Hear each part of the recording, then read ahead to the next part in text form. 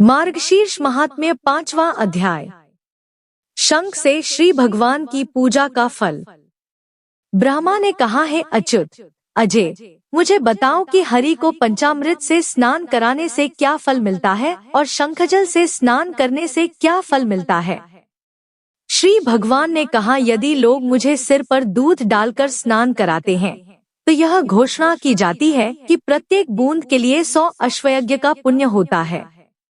यदि स्नान दही से किया जाए तो दूध से स्नान करने का फल 10 गुना होता है, घी के साथ इसका 10 गुना है, शहद के साथ यह अभी भी 10 गुना है। यदि स्नान चीनी से किया जाए तो फल और भी अच्छा होता है। मंत्रोच्चार के साथ सुगंधित पुष्पों से मिश्रित जल को सभी से श्रेष्ठ बताया गया है।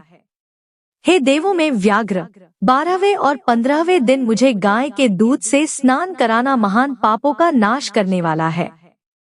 जिस प्रकार दूध से दही आदि पदार्थ उत्पन्न होते हैं, उसी प्रकार मुझे दूध से स्नान कराने से मेरी शेष सभी इच्छाएं पूर्ण हो जाती हैं। मुझे दूध से स्नान कराने से सौभाग्य और समृद्धि प्राप्त होती है। दही के माध्यम से मीठा भोजन। जो मुझे घी से स्नान कराएगा वह मेरे लोक वैकुंठ में जाएगा। जो मार्गशीर्ष माह में मुझे शहद और चीनी से स्नान कराता है, स्वर्ग जाता है और स्वर्ग से लौट कर आता है, वह इस संसार में राजा के रूप में जन्म लेता है।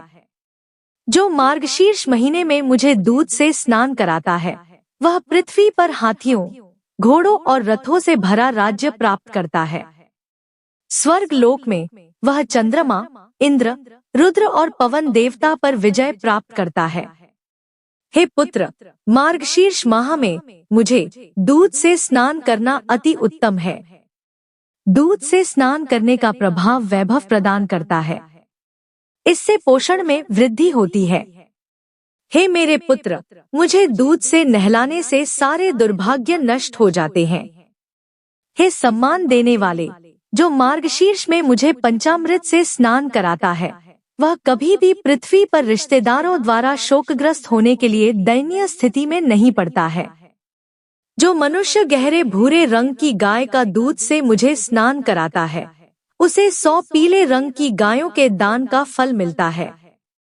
यदि कोई गुरु मार्गशीर्ष के महीने में शंख में तीर्थ जल लेकर उसकी एक बूंद से भी मुझे अभिषेक करेगा तो वह अपने परिवार का उद्धार करेगा। जो मनुष्य शंख में गहरे भूरे रंग की गाय का दूध लेकर भक्तिपूर्वक मुझे स्नान कराता है, उसे समस्त तीर्थों के दर्शन का फल प्राप्त होता है। जो मनुष्य मार्गशीर्ष माह में शंख में कच्चे चावल के दाने और कुछ घास के साथ जल लेकर उससे मुझे स्नान कराता है, उसे सभी तीर्थों के दर्शन का फल प्राप्त होता है। जो मार्गशीर्ष में श्रद्धापूर्वक भगवान को 8 शंखों के जल से स्नान कराता है, वह श्रेष्ठ मनुष्य होता है। वह मेरी दुनिया में सम्मानित है। हे मेरे पुत्र, जो मुझे 16 शंख जल से स्नान कराएगा, वह पापों से मुक्त हो जाएगा। वह बहुत लंबे समय तक स्वर्गलोक में सम्मानित होता रहा है। जो 24 शंख जल से मुझे स्नान कराता है, वह दीर्घकाल तक इंद्रलोक में निवास करता है और पृथ्वी पर राजा के रूप में जन्म लेता है। जो मार्गशीर्ष माह में मुझे 108 शंख जल से स्नान कराता है, उसे प्रत्येक शंख जल के बदले एक सोना सिक्का के रूप में फल प्राप्त होता है। यदि कोई धर्मात्मा व्यक्ति शंख बजाकर मार्गशीर्ष में मुझे स्नान कराता है तो उसके पितरी स्वर्ग चले जाते हैं। जो मुझे 1008 शंखों से स्नान कराता है, वह जल गण परिचारक बन जाएगा और मोक्ष प्राप्त करेगा जब तक कि सभी जीवित प्राणियों का विनाश नहीं हो जाता। हे सुरों में श्रेष्ठ, जो प्रतिदिन मुझे शंख से स्नान कराता है, उसे गंगा स्नान का फल मिलता है और वह देवताओं के समान सदैव प्रसन्न रहता है। हे पुत्र, जो शंख में जल लेकर नारायण को नमस्कार कहता है और मुझे स्नान कराता है, वह सभी पापों से मुक्त हो जाता है। जिस जल से मेरे पैर धोए गए हैं, उस जल को शंख में रखकर जो सौंफ मिलाकर पुण्यात्मा वैष्णवों को देगा, वह चांद्रायण का फल प्राप्त करेगा। जल चाहे नदी से लिया गया हो या झील से या कुएं या तालाब आदि से, यदि उसे शंख में रखा जाए तो वह गंगा जल बन जाता है। जो वैष्णव मेरे पदम्बु, जिस जल से विष्णु के पैर धोते हैं, को शंख में रखता है और उसे सदैव अपने सिर पर रखता है, वह ऋषि है और तप करने वालों में सबसे उत्कृष्ट है, अर्थात तपस्या करता है। हे पुत्र, मेरी आज्ञा से तीनों लोकों के सारे तीर्थ शंख में ही स्थित हैं। इसलिए शंख को सबसे उत्कृष्ट के रूप में याद किया जाता है। जो वैष्णव हाथ में जल से भरा शंख लेकर मार्गशीर्ष माह में इन मंत्रों को दोहराते हुए मुझे स्नान कराता है, वह मुझे प्रसन्न करता है। शंख के प्रथम भाग में चंद्रमा देवता है, पेट में वरुण देवता है, पीठ पर प्रजापति और सिरे पर गंगा और सरस्वती हैं। उनके नाम का उच्चारण करना चाहिए और मुझे स्नान कराना चाहिए।